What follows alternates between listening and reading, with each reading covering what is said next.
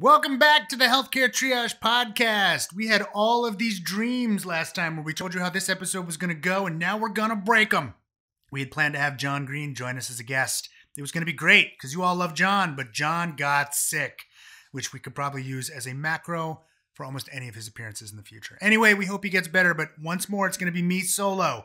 We're going to try to at least adapt to our normal format, however, by answering your questions. And again, you can go to healthcaretriage.info to give us your questions for next time. I'm going to answer your questions, then I'm going to talk about nutrition instead of John talking about it with me. So buckle in because episode 2 of the Healthcare Triage Podcast begins now. All right, right to your questions. First one, is being vegan or vegetarian putting the health of the baby at risk during pregnancy? Well, I'm assuming you're pregnant if you're asking me this question, because otherwise there would be no impact on the health of a baby. There's no reason that a vegan diet can't be perfectly healthy. You're going to need to be a little more careful than you otherwise would to make sure you're getting all the vitamins and minerals you need, so I really would recommend you talk to your obstetrician and make sure you're on a well-rounded diet. But there's no reason you would have to change what you're doing drastically in general while you were pregnant. Another question, I don't know if it's from the same person. Is it possible to be healthy on a vegan diet? If so, may I ask why Aaron, meaning me, isn't vegan? I like meat. I know, I'm sorry. I get the ethical concerns, I get the environmental concerns, I try not to overdo it, but I love meat. And so therefore, I just have not gone that route. You can pick your own diet. There's lots of different things you can do and still maintain a healthy diet. This is what I do. What is part of the medical field where there's little to no information, but people still talk about it as though there are definitive answers, when in reality there hasn't been enough research done on that specific topic? I don't have enough time in the day to list all of these areas, but clearly nutrition fits. It's one of the reasons why we cover the topic so often in Healthcare Triage episodes. It's another one of the reasons that I just wrote my new book, The Bad Food Bible, because we often act as if we have real solid evidence in telling people what not to eat or what to eat. And too often that evidence is weak, or we have evidence and we ignore it, and that's bad. But you could take that soundbite, drop it into all kinds of medical fields, and it would actually resonate, and we could say that that's true. I think too often in medicine in general, we act as if we know what we're talking about when it's really a best guess. And you should ask your doctor. If you have a question about anything related to health, ask them what the evidence is. If they don't know, or if they tell you it's not really that strong, then there's probably more leeway in their advice than they otherwise might admit. Has there been a study comparing the food guides of different countries? I'd imagine if a food group like dairy was not available in a certain area, then it would not be part of that culture's cuisine, and so not in the food guide. Likewise, it would be interesting to see how differences in agribusiness affect the food guides of countries that share a common or related cuisine, like Brazil and Portugal. I don't know if there's been a country-to-country comparison of food guides, but certainly there's been a country-to-country comparison of diet. In fact, the 7-country study, which is almost the definitive study that people point to with respect to comparing how countries eat and their outcomes, is what got us on the low-fat crusade of the sort of 60s, 70s, and even the 80s. It was Ansel Keys and colleagues who compared the diets in those 7 countries and then looked at outcomes like cardiovascular health and created the associations that we then decided were causal and made a lot of decisions about how we're going to do things. You could also argue that studies like the Mediterranean diet are also cross-country studies where we're comparing how different people eat in different cultures and then seeing how they fare over the course of their lives. Of course, some of those have been actually randomized controlled trials, and so those are superior studies. I don't know, however, if that has been done with respect to food guidelines and sort of setting up how we recommend people eat in different countries. There are clearly politics involved in the United States. You know, certainly as you mentioned, the push of dairy in the United States has been found. You should go watch all of our episodes on milk. I was just doing an interview in the last few days where I noted that I think around World War II, one of the 7 food groups was butter and margarine. And so clearly politics and our concept of what needs to be put forward in a healthy diet has changed over time. And that is not always because of science, it's often because of politics. But you've made me think about this. I've said before, and I'll say it again, Brazil's guidelines, though, are a work of art. Everyone should go check those out. Artificial sweeteners, yay or nay? Well, that's not an easy question. This is what I finally get to, and we did a whole episode on this too. If you are choosing between a soda full of sugar and a soda made with artificial sweeteners, I'd choose the one with artificial sweeteners every time. However, neither are a necessary part of anyone's diet, and if you want to forego both, Great. I'm not going to question that. But I think there's a fairly large amount of evidence showing that added sugars are not good for us, and very little evidence showing us that artificial sweeteners are as bad. Whenever I eat sausages, I get a headache from it and have no idea why. This doesn't happen to any other food I know of, and yet it's quite annoying, as in Australia it's a very common food. If you have any clues, that'd be fantastic. I don't have a definitive answer, but I do have a suggestion. It could be the nitrates. When I was a kid, hot dogs used to give me migraine headaches. And funny because I used to describe them as like it felt like wheat was growing in my head. And I described it to the doctor as a wheat brain headache. I wasn't very old at the time. But we figured out it was because of hot dogs and because of the nitrates. And what they do is they, just like they do in the treatment of a heart attack, they cause your blood vessels to widen, or to not vasoconstrict, but the opposite, to get larger, to allow more blood flow, which can lead to a headache. This is one of the reasons that caffeine can actually help to get rid of a headache, because that's a vasoconstrictor. It does the opposite of the nitrates. So some foods you might react to in that way, and that they slightly affect your blood flow and they give you a headache. Can I prove this is why? No. But it's certainly possible. It actually happened to me, and it's not something that's uncommon in other people to get migraine headaches. So that could be the reason why. The health benefits of fasting seem to be the most recent craze, but research I found suggests no increasing benefit over reducing overall caloric intake. Is it true? Some of the research suggests that the increase in ketones can help neurological function, but wouldn't this increase strain on your kidneys? Or does the increase from oh my god, you have a lot of questions here. There's really not great evidence for fasting. I think I even addressed this when I was on Holy Fucking Science maybe a month ago.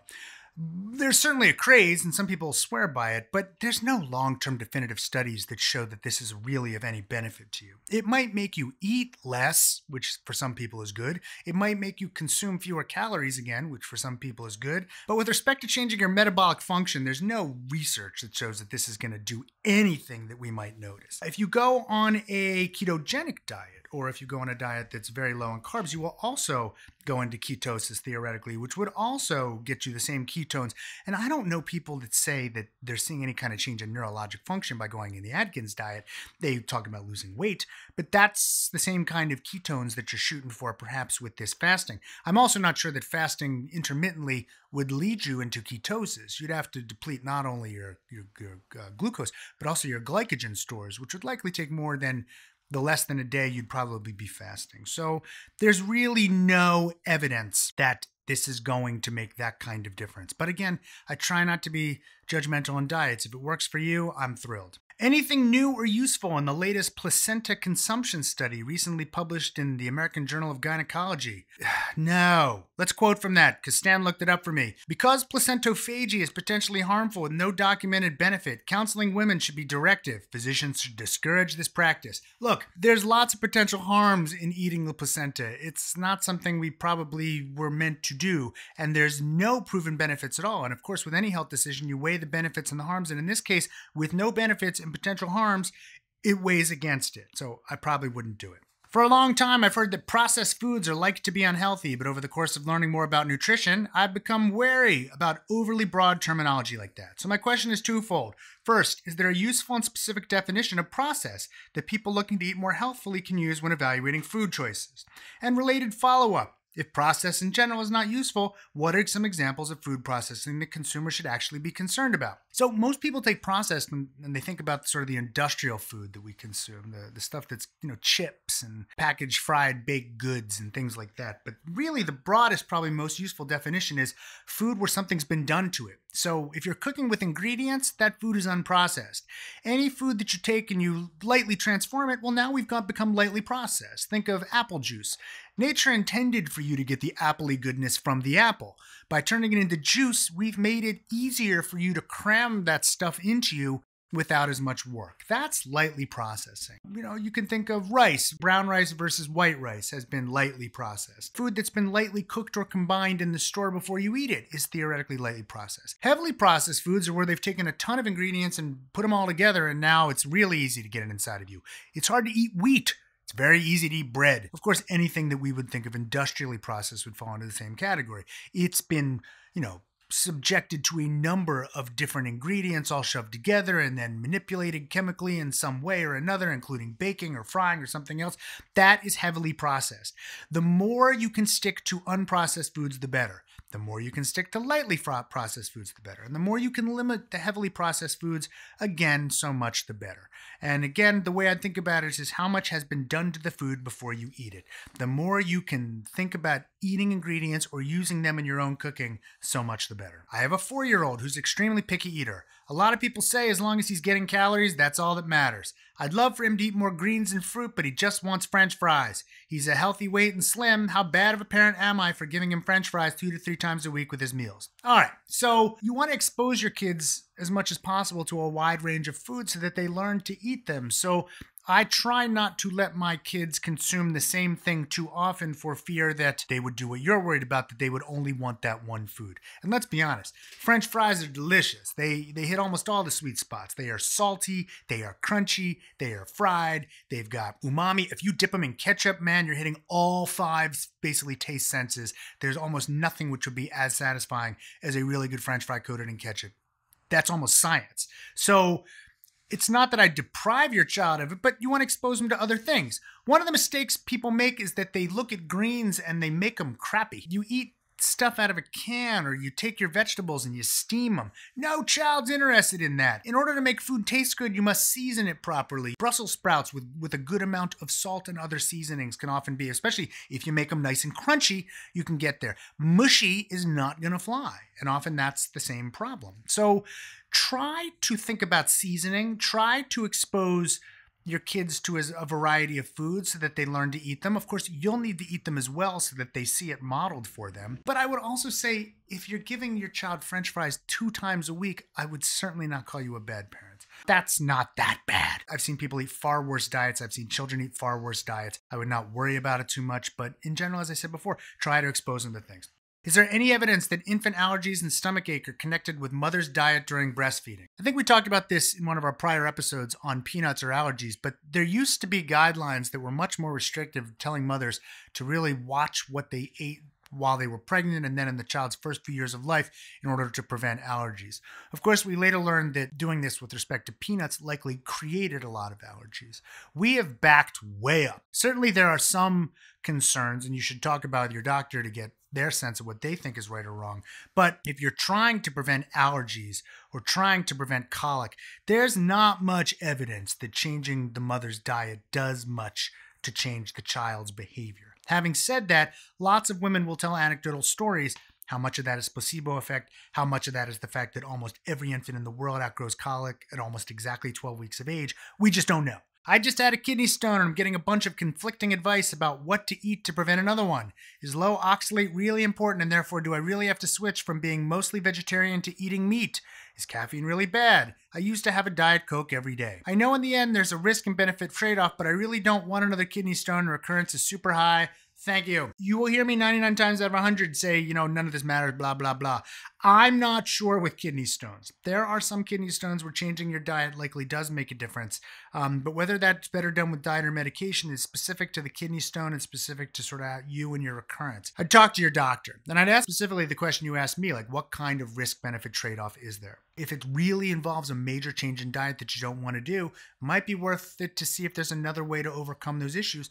Might be worth it to risk it and see if you do get another kidney stone. Because, yeah, I agree with you. They're horrible and they're terribly painful and you don't want to have one.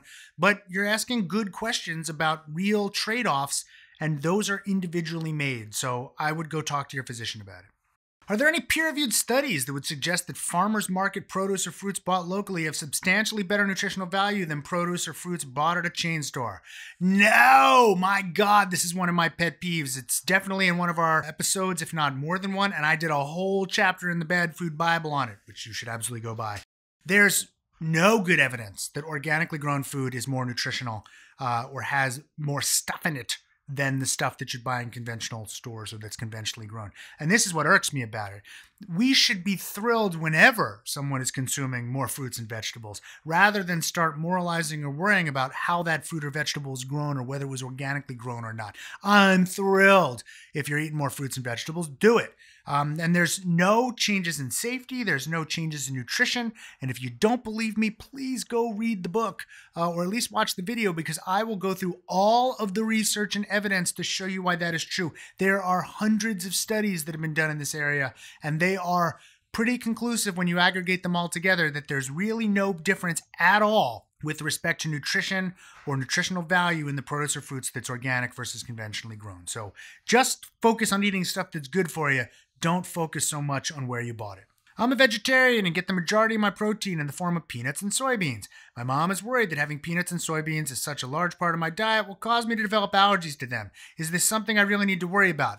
Oh my God, the exact opposite. As we've covered before, including before in this episode, avoiding peanuts in early childhood is linked to increased risk of peanut allergy. Let me say that the opposite way. Exposing children and 6 months old and older to peanuts reduces their risk of contracting a peanut allergy. So the fact that you're getting peanuts and soybeans is not going to cause you to develop allergies. If anything, maybe it was effective in helping you prevent them over the long term. So no, tell your mom lots of things she should be worried about. This probably isn't one. What's the best way to encourage healthy eating? For instance, portion control, lower sodium intake in people who are 60 years or older. God, it's hard. Changing human behavior is unbelievably difficult. A good rule of thumb is however long it's taken for you to get to a certain point is about how long it takes for you to get out of it. So if you've been getting sick and you've been feeling crappy for 3 months, don't expect to get better in a week. It might take months. If you've been sick for 2 days, maybe it'll only take 2 days to get better. If you've been doing the same thing for 60 years, it's very hard to change that behavior. If you're looking for a drastic change in people's diet overnight, it's not going to happen. You need to make slow, subtle lifestyle changes that you believe are good. And you can do that, but it has to be slow and subtle, and it has to be something that people are willing to stick to.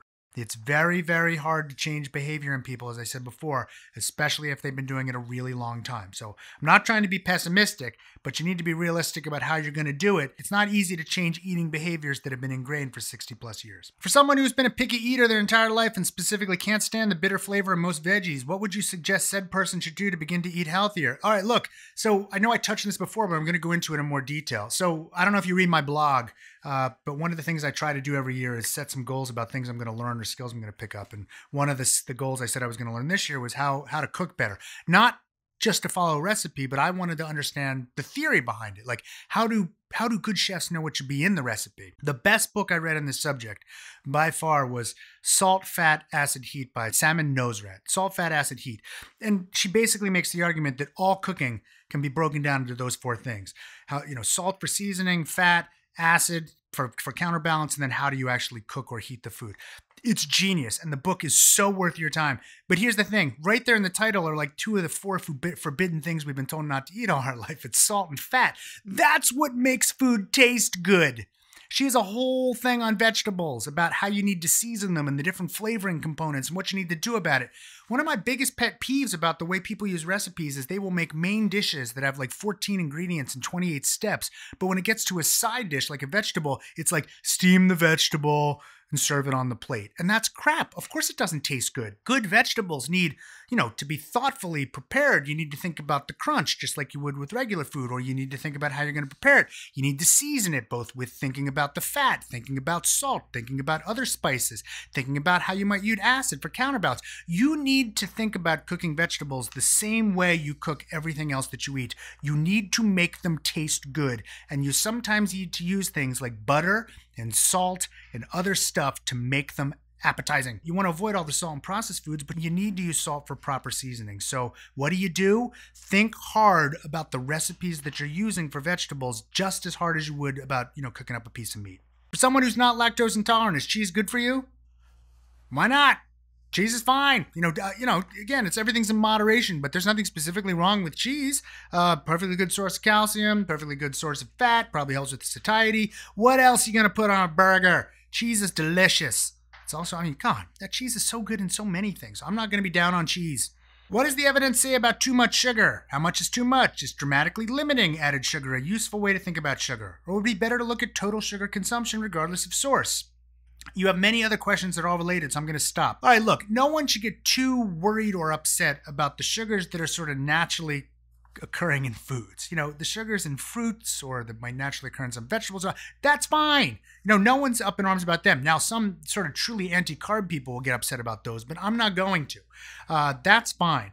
What we should be upset about or concerned about is what you've identified, added sugars. It's the sugar that gets added to tons of processed food to make it palatable.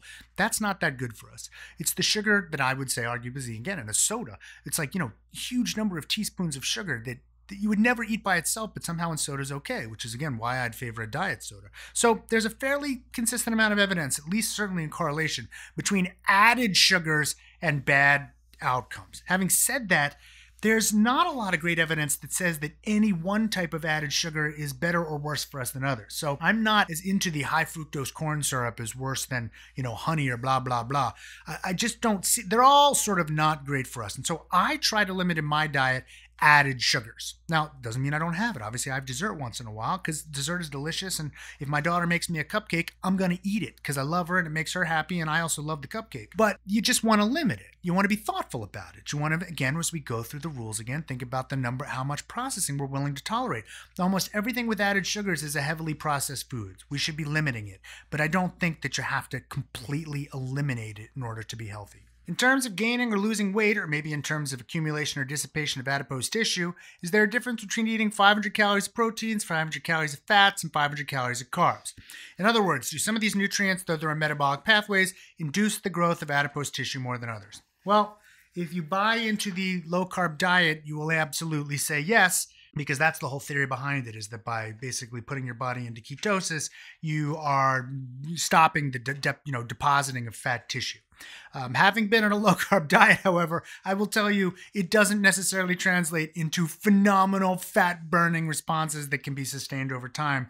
Your body rebels and everything. All diets sort of work the same way in the end. Now, part of this is you're asking me a question about theory, which is difficult to hold to because, again, people don't stick to it. And part of it is what do we actually see in the lab? And in a very recent study, they took, I think, like 18 or so people and put them into the NIH and literally put them in sealed environments where they could measure, I think, even everything they were inhaling and exhaling, as well as everything they were eating and excreting.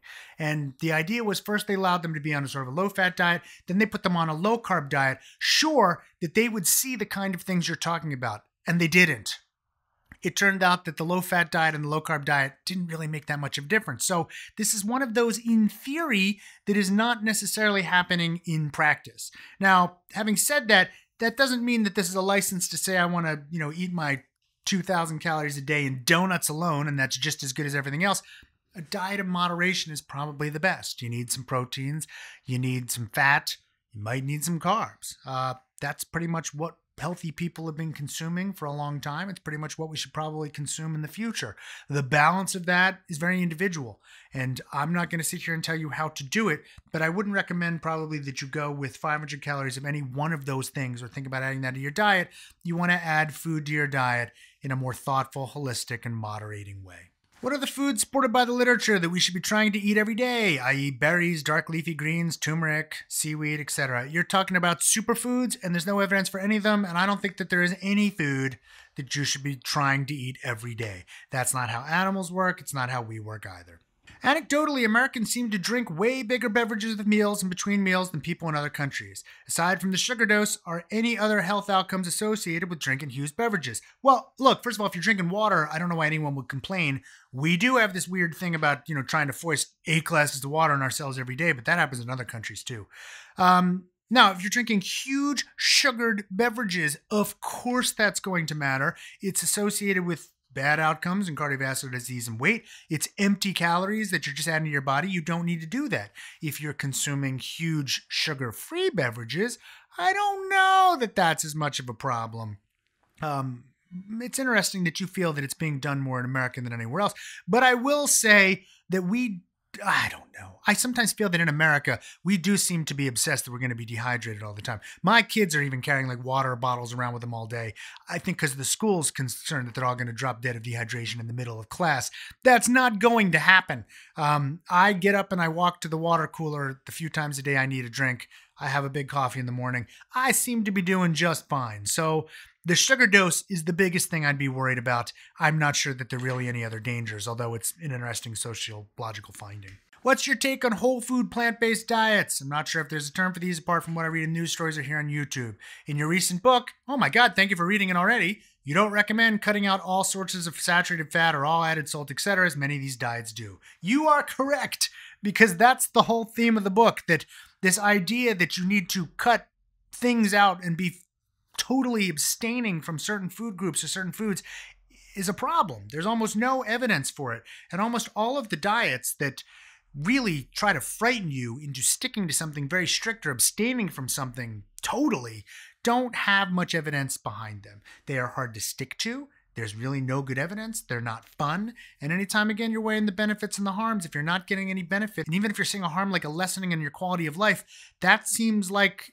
it's not a good bet for me. So there really isn't a lot of evidence behind that. And clearly you've read the book and you've seen that I talk about the macrobiotic diets. I talk about a lot of the avoiding meat diets. I talk about a number of other diets, the totally avoiding sugar diet, all the diets which tell you not to touch something don't really seem to work in the end. So we wind up in a place of moderation and trying to be more thoughtful about what we eat. I think that works better, and it's going to create something that's more sustainable over the long term. All right, and this is the part where, again, we'd normally talk to a guest, and unfortunately we don't have one. So I thought I would just spend a few minutes trying to persuade you why you should listen to what I've just been talking about for the last 20, 30 minutes or so. So look, I'm not a nutritionist, but I am a physician, as hopefully most of you know.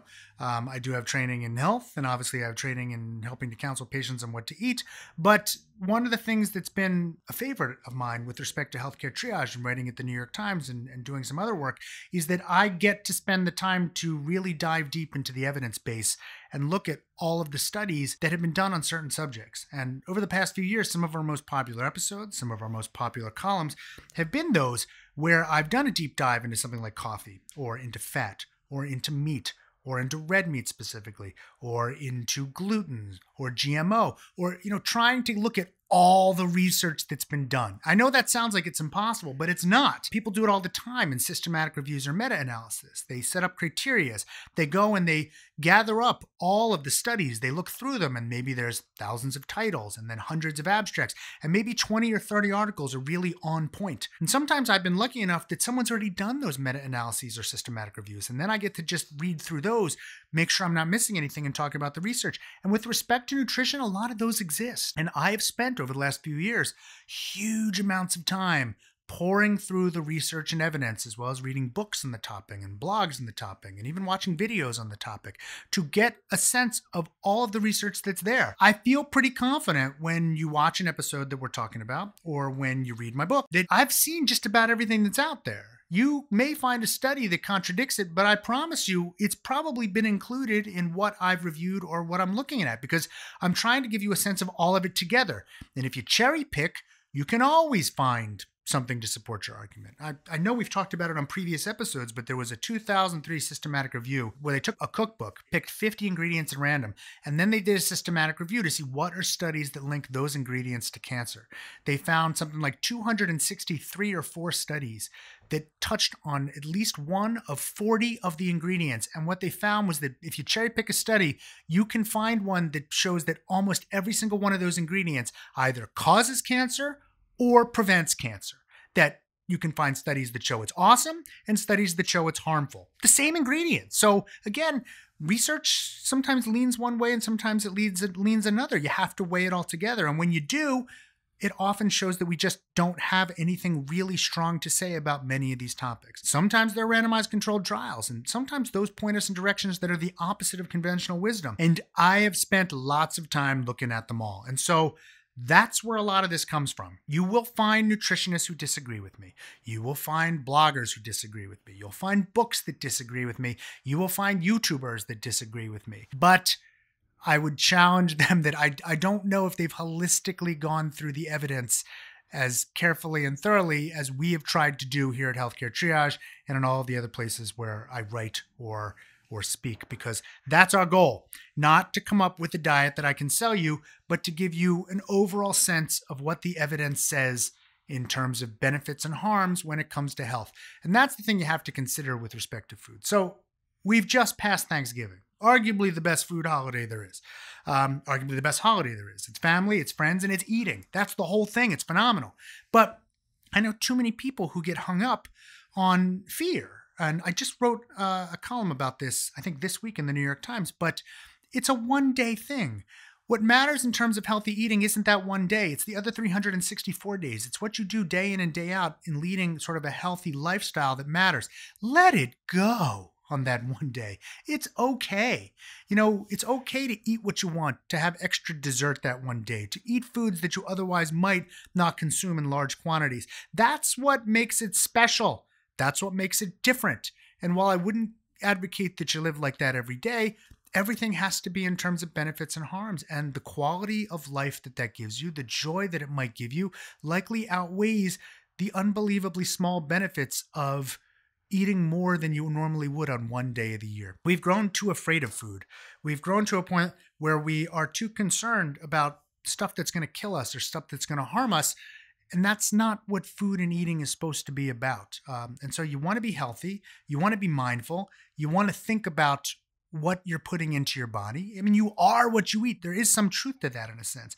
But it is not that like any bad thing immediately makes you bad. All of it has to be considered holistically as part of a big general lifestyle. And I think that slow, steady changes that you make with respect to moderation, that's what makes a real difference, not any drastic changes that you make on one day a year or that you're going to make in trying to change your life overnight. So we're going to continue to cover this topic. I'm certainly going to continue to write about it. I'm certainly going to continue to get your questions. I encourage you to challenge me. I enjoy being pushed. I enjoy if you find something that you think needs to be questioned or needs to be answered in terms of not agreeing with what I'm saying. And we will continue to add new evidence to everything that we say and holding it all together and trying to give you a sense of what all the data, what all the research says to give you the best argument that we can as to how you could eat healthy. So we hope you've enjoyed this episode of the Healthcare Triage Podcast. A little housekeeping for you. We always appreciate any support that you can give us on patreon.com. That's at patreon.com/healthcaretriage, because it's the support of listeners like you that allows us to continue to make Healthcare Triage so awesome in all its various forms. I encourage you to go to healthcaretriage.info. Get your questions in so that we can answer them in a future episode. We'll be back in 2 weeks with a new topic. We're not sure what it's going to be yet, but maybe you'll inspire us with some of your questions. Again, that's healthcaretriage.info. It's still the holiday season. If you want to pick up some awesome Healthcare Triage merch at HCTmerch.com, you'll see all the stuff that we're selling at DFTBA. Finally, as I've mentioned many times over the course of this episode, my new book is out, The Bad Food Bible. It'll have a lot of this great information, but all the details and all the research and still all of the awesomeness that you love about Healthcare Triage and my writing. Again, that's The Bad Food Bible, available wherever books are sold. I'd really appreciate if you picked up a copy. Even if you don't, come listen to us again in 2 weeks.